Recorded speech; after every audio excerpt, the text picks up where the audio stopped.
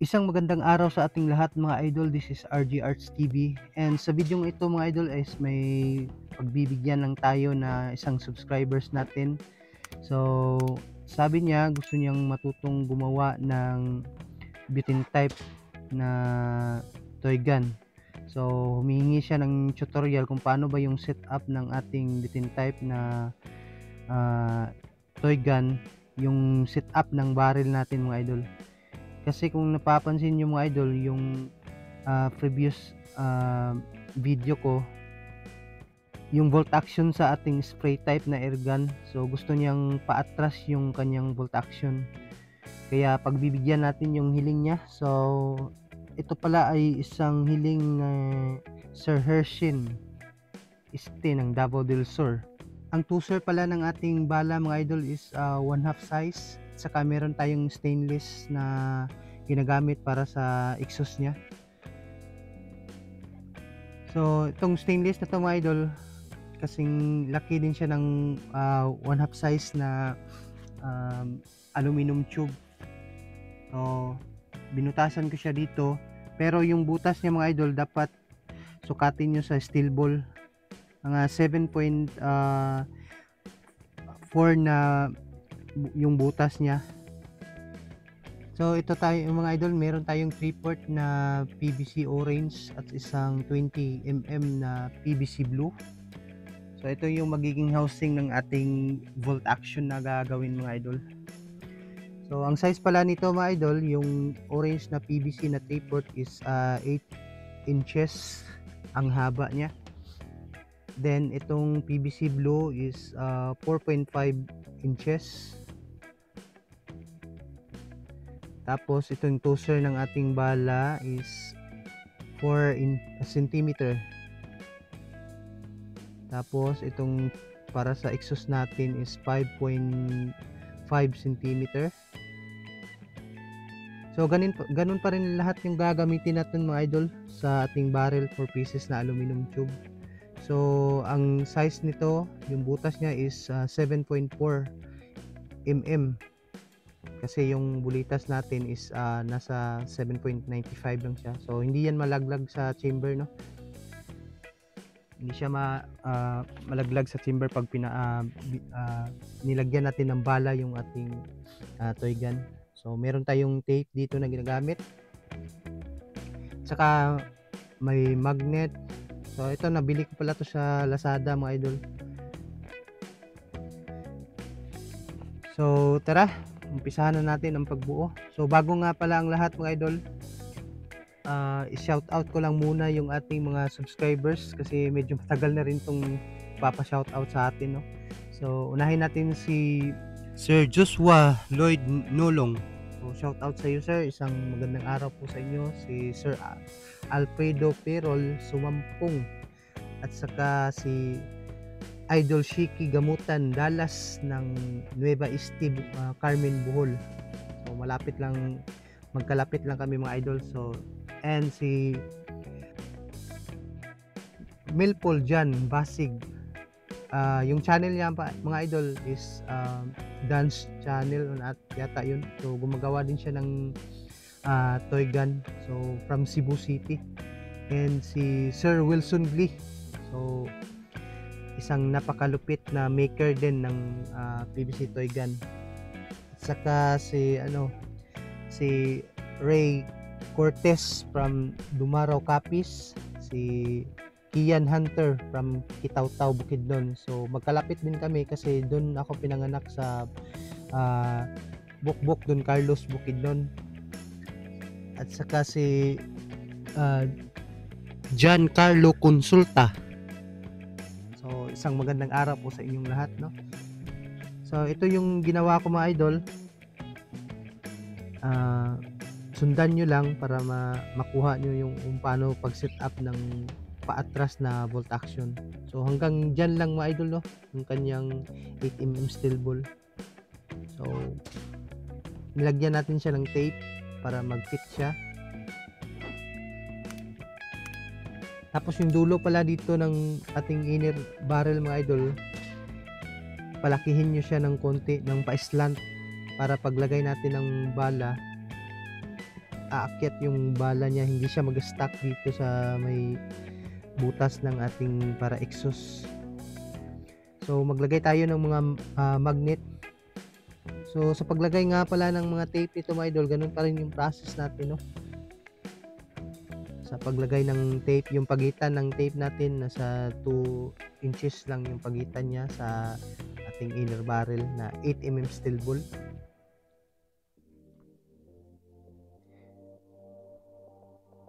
So dito natin ilagay yung tape, yung kanyang magnet mga idol.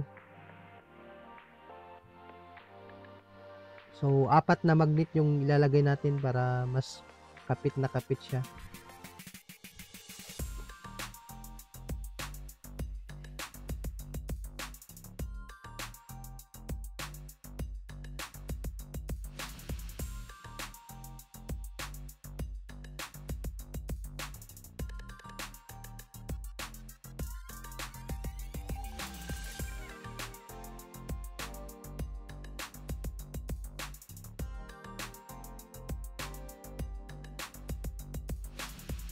Sa mga nag-subscribe pala dun sa aking isang YouTube channel which is the PVC Shooters, nagpapasalamat po ko sa inyo mga idol. Meron na tayong 107 subscribers sa channel ko na yon, yung bagong channel natin, saka 2 video pa tayo mga idol. Siguro mag-upload ako ng video baka bukas siguro, pangatlong video natin.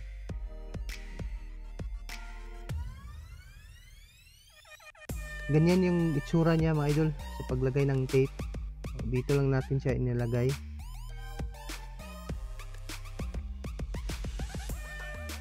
So subukan natin mga idol. Ayan. So itaktak natin. Ayan. So itaktak natin siya ng malakas, saka pa siya mahuhulog. Then paglagay nito ng tape mga idol, ulitin ko lang, ganun pa rin yung proseso natin.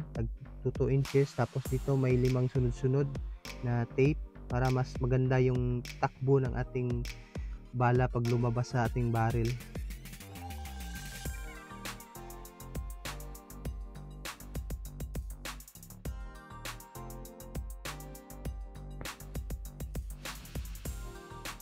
So yan na siya mga idol, nalagyan na natin ng tape.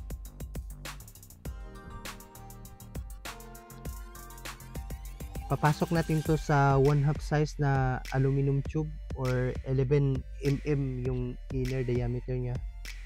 Lagyan muna natin siya ng super glue mga idol. And sa kailangan natin siyang lagyan ng super glue para hindi siya magba-vibrate dun sa loob pag dadaanan siya ng bala. Tapos dapat mabilis yung kamay niyo mga idol sa pagpasok nito, kasi pag tumigas yan, hindi nyo na yung mahuhugot. Mabilisan talaga yung pagpasok nito kasi may super glue siya. So ito yung sunod natin mga idol. Ito rin yung dito rin natin kinuha yung bolt action natin, yung magiging bolt action natin sa 5/8 na aluminum, or so ang inner diameter pala ng ating 5/8 na aluminum sa mga nagtatanong is 13mm. Lagyan din natin siya ng super glue. So ulit-ulitin lang natin yung process nito mga idol sa paglagay ng tape, ng super glue. Dapat mabilis kayo para hindi tumigas yung ating barrel dun sa loob. Mabilisan talaga. So ganito na yung itsura niya. So ito naman yung ating 20mm na aluminum, or size nito is 3/4. So ayan na. Dito pala banda mga idol, pupunuin natin siya ng epoxy.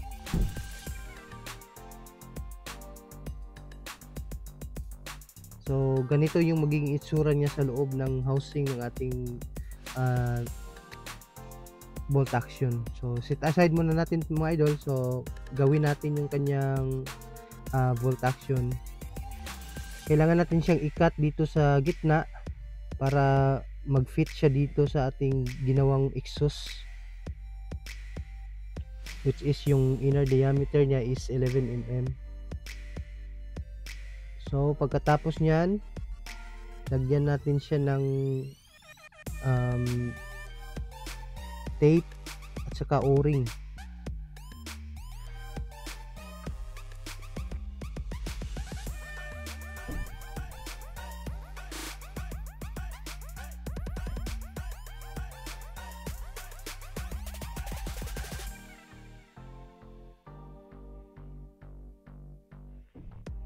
So tapos na nating lagyan ng tape mga idol.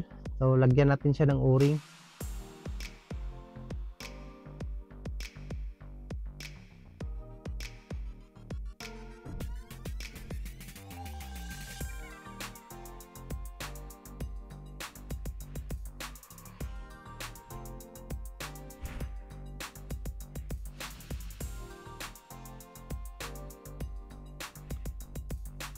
Tapos ipasok natin siya sa ating bolt action.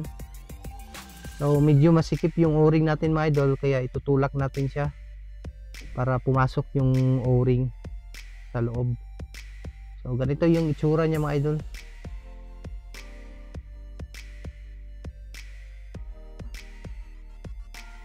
Tapos i-fix natin.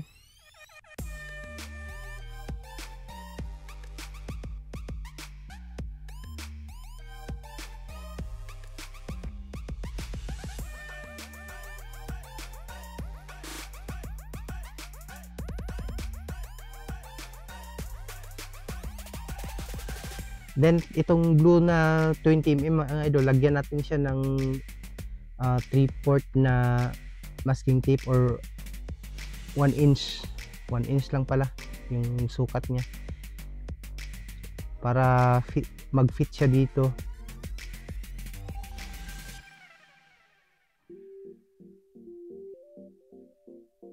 Ayan, fit na siya. Fit na fit lang siya mga idol.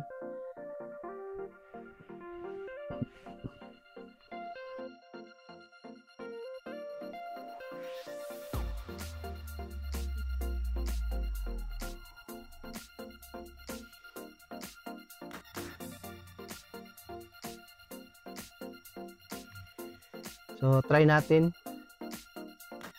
So ayan siya mga idol, hindi siya masikip, hindi rin siya gaanong maluwag.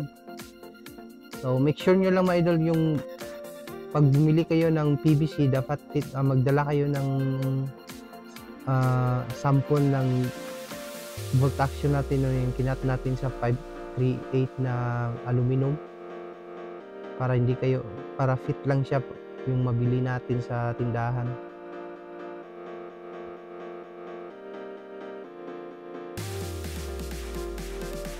Naglagay tayo ng tape mga idol kasi ito yung size ng ating lagayan ng bala. So ayan, nakat na natin. Tapos isunod natin itong yung lagayan ng kasahan niya. So napaka smooth lang niya mga idol, no?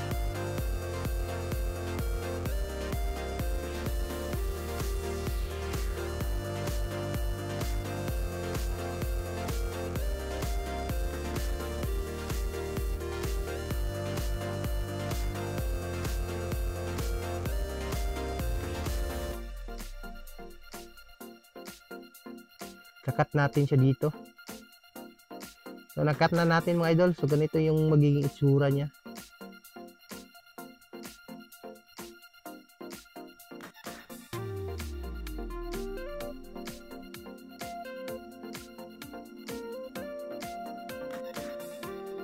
So dito bubutasan natin to para sa daanan ng pressure.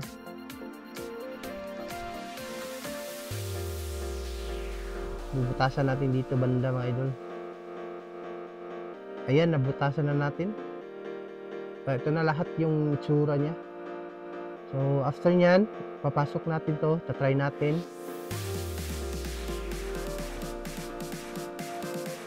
So okay naman siya, fit naman siya. So ganito yung magiging itsura niya sa loob mga idol. Ayan siya. Yan yung nakatapat sa pressure natin or labasan ng pressure. So lagyan natin ng o-ring din dito banda. Itong o-ring na to mga idol is fit lang din sa 20mm na PVC blue. magkasalubong yung dalawa dito, kaya walang singaw yan. So 100% mga idol, walang kasingaw-singaw tong bolt action na to, kasi subok ko na rin to.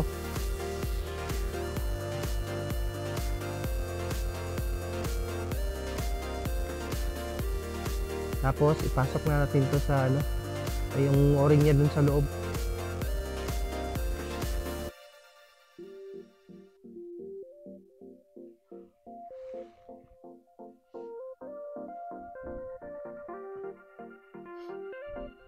Ayan na siya mga idol.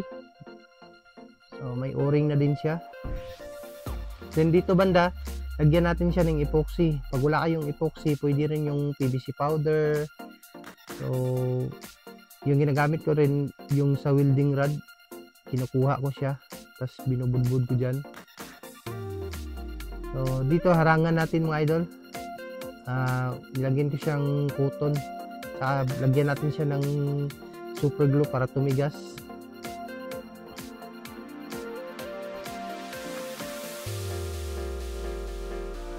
After nyan, lagyan natin siya ng PVC powder kasi naubusan tayo ng welding rod.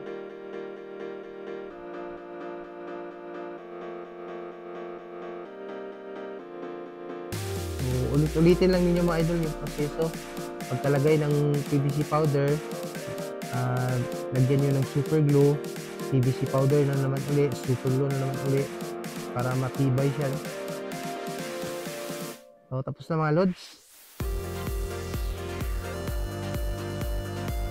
Okay, try natin.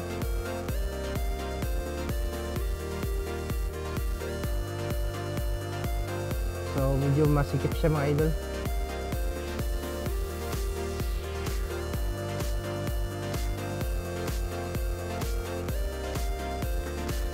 Fix natin dito. So, bago nyo pala i-fix to mga idol, make sure nyo yung bolt action kinabit nyo muna para yung pusher ng bala papasok dun sa exhaust natin, yung stainless. Kasi pag finix na natin to, hindi pa natin yun pinasok, posibilidad na hindi yan magpantay. So ayan siya mga idol, nilagyan na natin siya ng PVC powder. Kung wala kayong PVC powder, pwede rin yung epoxy. So ganito yung itsura niya. After nyan, lagyan natin siya ng butas dito. Bubutasan natin dito mga idol.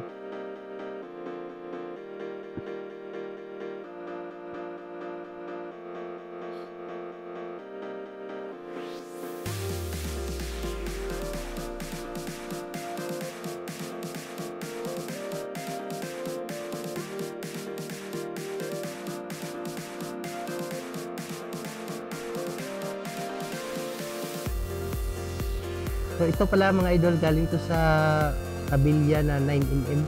Pinat ko siya at kinuha ko yung globe niya. Ito yung gagamitin nating kasahan.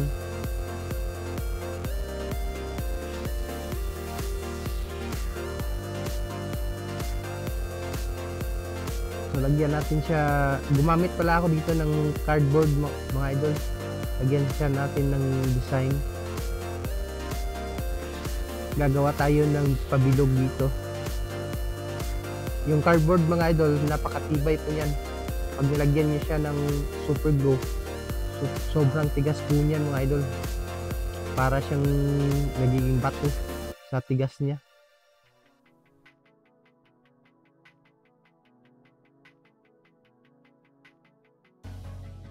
Tapos gagamitan natin ng cutter parang pabilog yung hugis niya.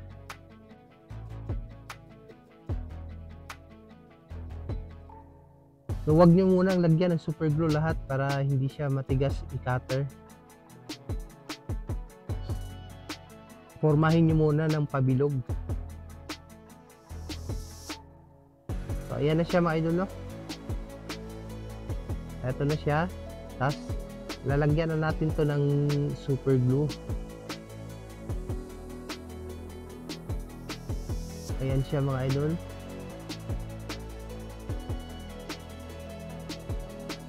So, lahat po yan lagyan natin ng super glue.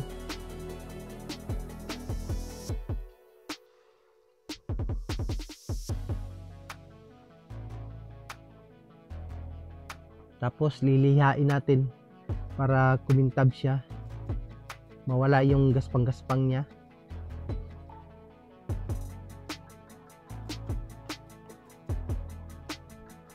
After naman nating lihain mga idol, lagyan pa rin natin siya ng super glue para tumigas ng tumigas. So ito, tapos na, ikabit natin, i-try natin. Ito yung magiging itsura niya mga idol pag nakabit na siya. Tapos dito, pupunuin natin to ng epoxy. Yun yung kakapitan ng ating pinakakasahan para matibay siya. So ito naman, ito na yung ginawa kong parang tipi. Oh, ito yung itsura niya mga idol. So yun na mga idol, no? So ganun lang kasimple gumawa ng isang volt action na butane type na paatras yung kanyang kasahan. So salamat po, sana po ay may natutunan po kayo sa video na to, and don't forget po to subscribe and like this video and leave a comment and share this video sa mga friends nyo. And muli, God bless po. See you on my next video. Maraming salamat po.